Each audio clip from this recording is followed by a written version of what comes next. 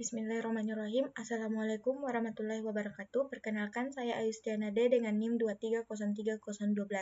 Di sini saya akan memaparkan atau mempresentasikan hasil tugas proposal saya yang berjudul Hubungan Komunikasi Efektif Petugas Pendaftaran Rawat Jalan dengan Kepuasan Pasien di Rumah Sakit X, dengan poin yang dibahas yaitu teknik analisis data, hasil, dan penutup.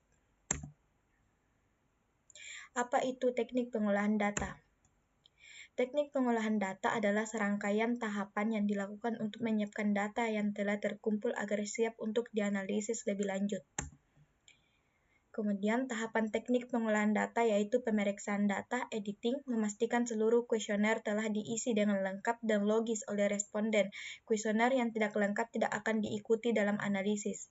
Kedua, pemberian kode. Setiap jawaban dalam kuesioner diberikan kode numerik sesuai dengan skala Likert yang digunakan. Misalnya, 1 sangat tidak setuju, 5 sama dengan setuju.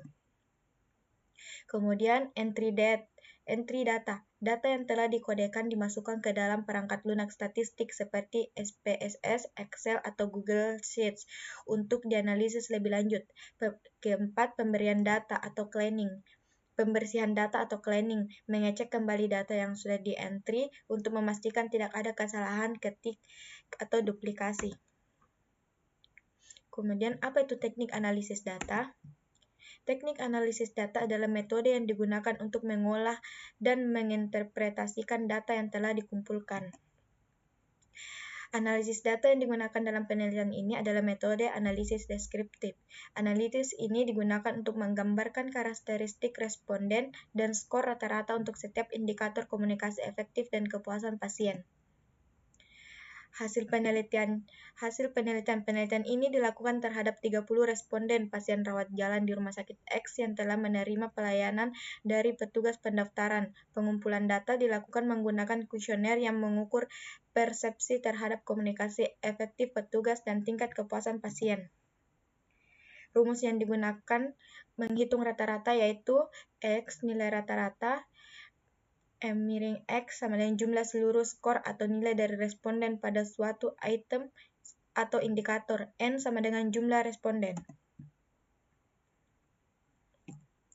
Hasil penilaian komunikasi efektif berdasarkan hasil analisis deskriptif yang saya lakukan, yaitu petugas menyapa dengan sopan, skor rata-ratanya 4,6, petugas menunjukkan empati 4,4, petugas berbicara dengan jelas dan mudah dipahami 4,5, petugas menjelaskan prosedur dengan singkat dan jelas 4,3, petugas menjawab dengan sabar dan tidak menyudutkan 4,2, informasi tentang waktu tunggu dan alur layanan diberikan akurat 4,1, bahasa yang digunakan mudah dimengerti dan tidak tergesa-gesa 4,3, sikap rendah hati dan penghormatan kepada pasien baik 4,5. Rata-rata keseluruhan aspek komunikasi efektif adalah 4,36, termasuk kategori baik. Sekarang hasil penilaian kepuasan pasien. Pelayanan sesuai harapan, skor rata-ratanya 4,4, merasa puas dengan pelayanan petugas 4,5, bersedia merekomendasikan rumah sakit 4,3, ingin menggunakan layanan kembali 4,6, proses pendaftaran mudah, nilai rata-ratanya itu 4,2, informasi sesuai kebutuhan pasien itu rata-ratanya 4,4, rasa nyaman selama proses pendaftaran rata-ratanya 4,5, waktu pelayanan cukup baik rata-ratanya 4,3, rata-rata skor kepuasan pasien adalah 4,4 termasuk kategori puas. Lanjut, hubungan antara komunikasi efektif dan kepuasan pasien. Analisis statistik menunjukkan terdapat hubungan positif antara komunikasi efektif petugas pendaftaran dengan tingkat kepuasan pasien. Semakin tinggi skor komunikasi efektif, maka semakin tinggi pula tingkat kepuasan pasien.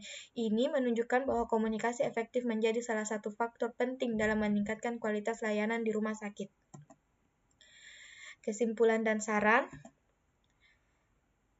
Kesimpulan berdasarkan hasil penelitian yang dilakukan terhadap 30 pasien rawat jalan di Rumah Sakit X dapat disimpulkan bahwa 1. Tingkat komunikasi efektif petugas pendaftaran rawat jalan berada dalam kategori baik, dengan aspek paling menonjol adalah sikap sopan, jelas, dan empati dalam menyampaikan informasi. 2. Tingkat kepuasan pasien terhadap layanan pendaftaran juga berada dalam kategori puas, terutama dalam hal kenyamanan dan kemudahan proses. 3. Terdapat hubungan yang signifikan antara komunikasi efektif petugas pendaftaran pendaftaran dengan tingkat kepuasan pasien. Hal ini ditunjukkan bahwa semakin baik komunikasi yang dibangun oleh petugas, maka semakin tinggi pula kepuasan pasien terhadap layanan rumah sakit. Kita masuk ke saran. Bagi rumah sakit X, perlu dilakukan pelatihan komunikasi secara berkala bagi petugas pendaftaran untuk menjaga dan meningkatkan mutu layanan. Kedua, bagi petugas pendaftaran, penting untuk terus meningkatkan kemampuan komunikasi interpersonal, khususnya dalam aspek empati, kejelasan informasi, dan kesabaran dalam menghadapi pasien. Saran bagi peneliti selanjutnya itu disarankan untuk melakukan penelitian dengan jumlah sampel yang lebih besar dan mempertimbangkan variabel lain seperti waktu tunggu, jenis kelamin petugas, dan pengalaman pasien sebelumnya. Sekian hasil pemaparan proposal saya. Kurang dan lebihnya mohon dimaafkan. Assalamualaikum warahmatullahi wabarakatuh.